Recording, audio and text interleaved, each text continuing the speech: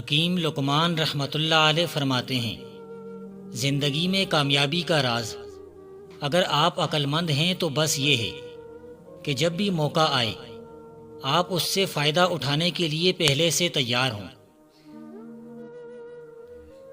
اگر آپ کو اپنی عزت اور مقام کا خیال ہے تو اچھے لوگوں کے ساتھ رہیں، کیونکہ بری صحبت اختیار کرنے سے تنہا رہنا بہتر ہے۔ نوجوانوں کو نصیحت کے لیے میرے پاس 3 الفاظ ہیں: کام کام کام اور بس۔ جو داناؤں کے ساتھ رہے گا دانا ہو جائے گا۔ 2 آدمیوں کا ساتھ ہوتا ہے 3 کا ہجوم۔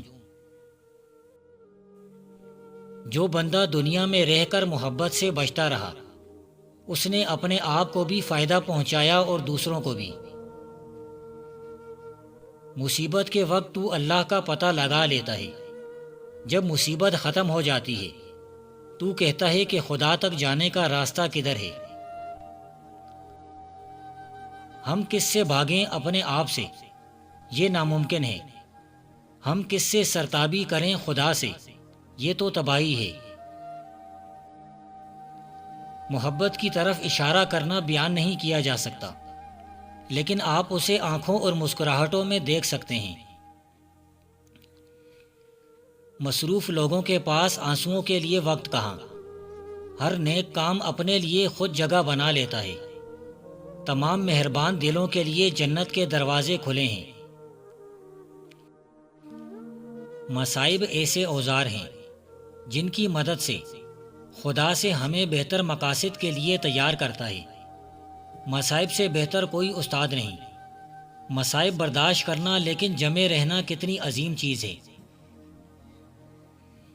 موت کی ہمارے لیے کوئی اہمیت نہیں، اس لیے کہ جب ہم موجود ہوتے ہیں تو موت نہیں ہوتی، اور جب موت ہوتی ہے تو ہم موجود نہیں ہوتے۔ اپنی بھلائی کے لیے غیر معمولی حالات کے انتظار میں نہ رہیں، کوشش کریں کہ معمولی حالات سے فائدہ اٹھائیں۔ کئی لوگ ناترشیدہ ہیرو کی طرح کھردری سطح کے نیچے بڑی تابناک صلاحیتیں رکھتے ہیں۔ جب ضرورت آدمی کو لڑنے پر مجبور نہ کرے تو وہ اپنی ہوس کی تسکین کے لیے لڑتا ہے۔ خوف میں محبت درست ہوتی ہے اور ادب کی رعایت سے مستحکم ہوتی ہے۔ تکلف کی زیادتی محبت کی کمی کا باعث بن جاتی ہے۔ یاد رکھ، انسان کی گفتگو انسان کا ٹکڑا ہوا کرتی ہے۔ اگر آپ کو اپنی نیک نامی کا خیال ہے تو اچھے لوگوں سے مراسم رکھیں، کیونکہ بری صحبت سے تنہائی بہتر ہے۔ جو آدمی نیکی کی خاطر نیکی کرے اور نہ تعریف کا خواہش مند ہو نہ انعام کا، اسے بالآخر یہ دونوں چیزیں مل جاتی ہیں۔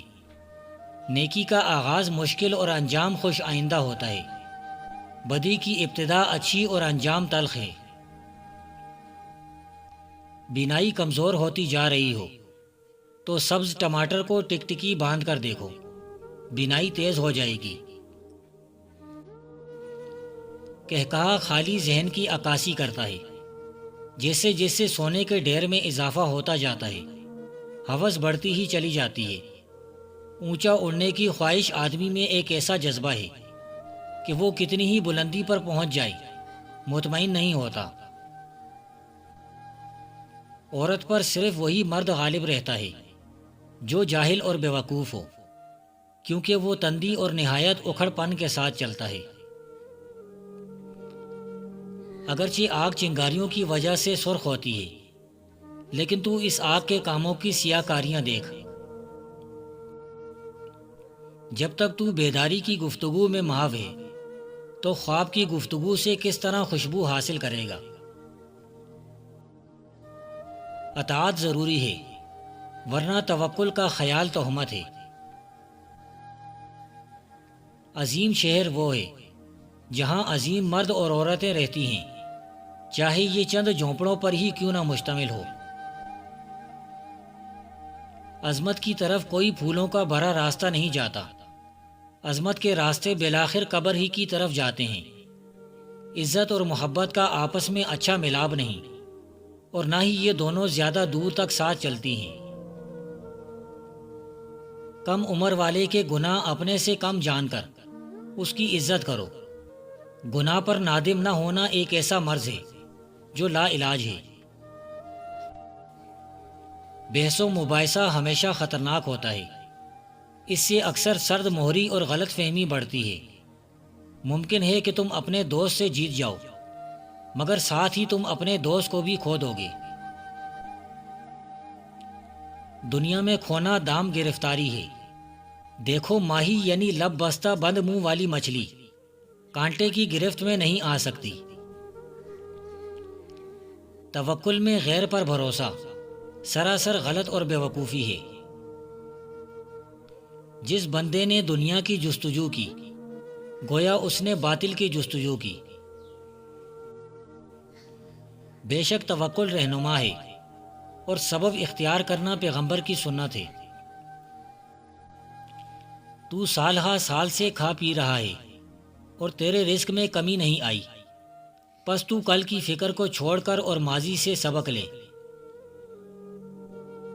حضرت ابو سلیمان کی وفات کے قریب لوگوں نے آپ سے کہا کچھ خوشخبری دیجیے، کیونکہ آپ ایسے اللہ کے ہاں جاتے ہیں جو غفور ہے۔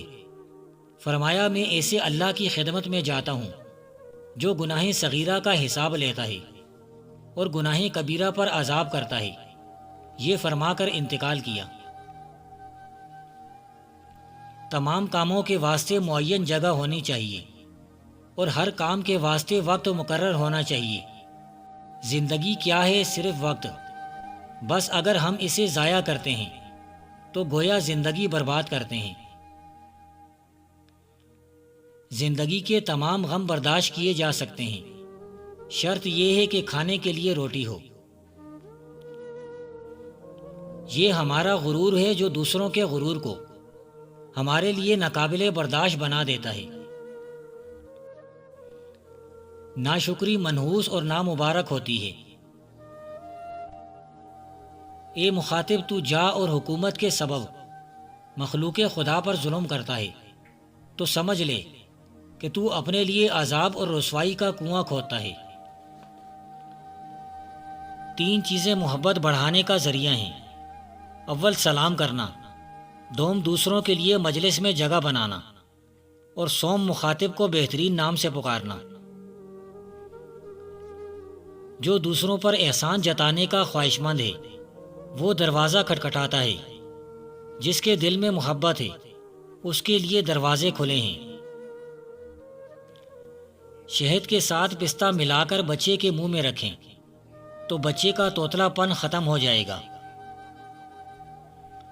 بھوکا ننگا مزدور جب جبر اور ظلم کے خلاف اٹھ کھڑا ہوتا ہے تو بڑے بڑے کج کلاہوں کے تاج اس کی ٹھوکروں کی زد میں ہوتے ہیں۔